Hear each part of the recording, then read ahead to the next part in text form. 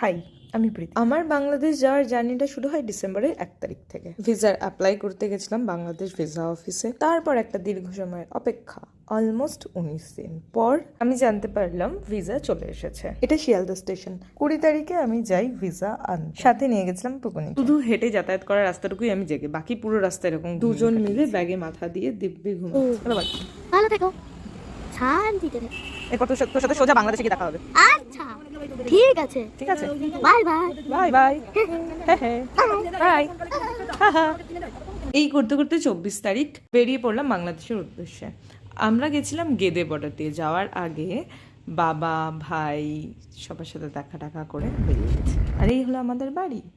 যাদের বাড়িতে যাচ্ছি তাদেরকে তো নিতে হবে। দাদা বৌদি টুলু সবাইকে নিয়ে গেদে বর্ডারে অলরেডি পৌঁছে গেছি। পাশেই রয়েছে গেদে স্টেশন, আর অপোজিটে দর্শনা, যেটা বাংলাদেশের টাকা নিয়ে চললাম বাংলাদেশ। টাটা, ব্লগটা এখানেই শেষ।